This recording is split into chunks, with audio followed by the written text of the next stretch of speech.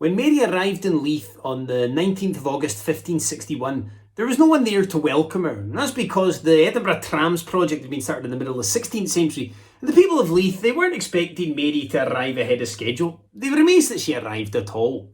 But after a quick brunch at Tom Kitchen's place, soon the streets of Leith were packed with jubilant supporters there to celebrate the return of their queen. Such scenes in Leith, such crowds, such jubilant supporters wouldn't be seen again for another 450 years, because that's how long it took Hibs to win the cup.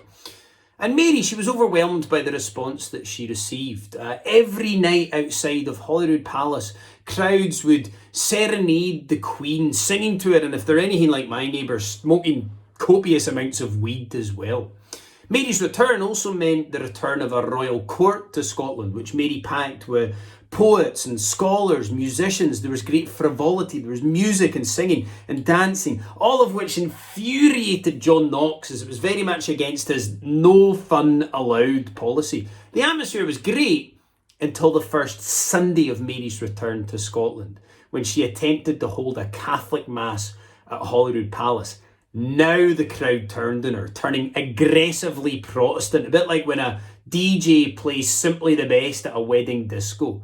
John Knox, he boomed from the pulpit of St Giles Cathedral that one Catholic mass in Scotland was more dangerous than 10,000 enemy soldiers, which is a wee bit over the top, I think you'll agree. The only people that mass is dangerous for is, probably the altar boys. And Mary, she cracked on with her scary mass. She did the mass! She did the monster mass! And that's because, as part of the arrangement, or the part of the agreement on Mary's return, she agreed that she would not interfere with matters of national religion as long as she was allowed to have a Catholic mass in private at Holyrood Palace. And true to her word, Mary did not try to interfere with matters of national religion, not wanting to be seen to be favouring Catholics, in the same way that kind of like Neil Lennon doesn't want to be seen to be favouring players who can actually play football, so he plays ones that can't play football. Mary, she actually put down a Northern Catholic rebellion. She dealt with the Catholic rebels in the north by funneling illegal funds to paramilitary groups in the north of the country. Actually, do you know what? I think I might be getting her mixed up with another female ruler. But nonetheless, Mary's return was welcomed throughout Scotland. She took a tour of the country where she won over her doubters with her trademark charm. She toured Scotland with great frivolity, despite the difficult terrain and the average speed cameras on the A9. Everything was going swimmingly until her second marriage to her cousin, Lord Henry Darnley, on the 28th of July, 1565. Now, Darnley, he was tall, he was handsome, he was charming. He was the great-grandson of Henry VII, which meant that he had a close claim to the English throne.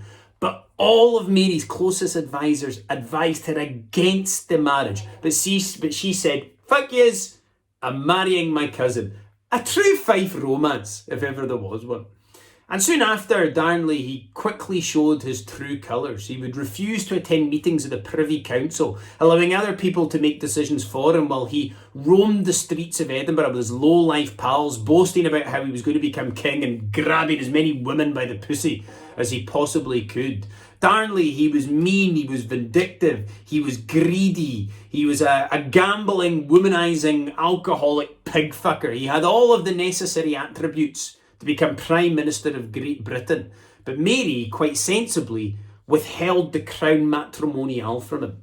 Now, what this means is, if the Queen dies, her husband then becomes king. It'd be like if the Queen right now died and then Prince Philip became king. That would probably be the only way in which Britain could become even more racist.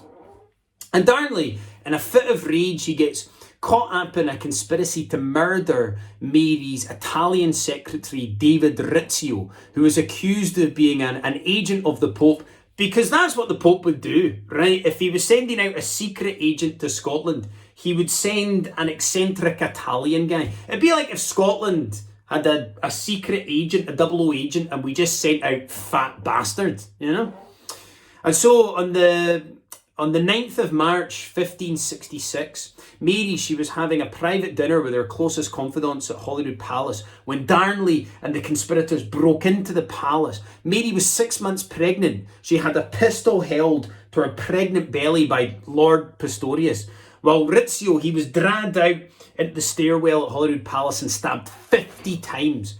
Darnley, in a panic, immediately after the murder, he begged Mary for forgiveness. The two of them were able to escape through a private stairwell and they rode to the safety of Dunbar Castle. And it is at this point where another important player steps into the story, that of James Hepburn, Lord Bothwell. Now, Bothwell, he was the roughest of rough diamonds. He was a known adventurer, known for his sexual liaisons around the courts of Europe. He was kind of like George Best, you know. He'd actually been arrested a couple of years previously for allegedly attempting to kidnap Mary on behalf of the love-struck Earl of Arran. Do you know what I mean? Might not be George Best-like, but it's certainly very Northern Irish, that, isn't it? Do you know what I mean? Declaring your love for someone by attempting to kidnap them. Bothwell, he raised an army of 4,000. He came to Mary's defence and they were easily able to retake Edinburgh. Mary was back in charge, but she resented Darnley and she certainly didn't trust him. And then in early 1567, Darnley fell ill with what we now know to be syphilis.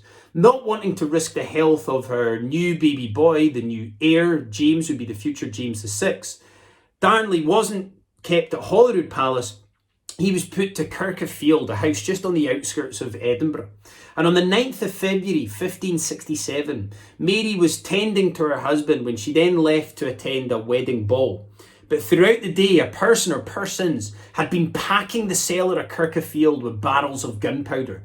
At 2 o'clock in the morning, there was an almighty explosion that could be heard throughout Edinburgh, making the residents of Edinburgh think that it was actually 1 o'clock in the afternoon, you know.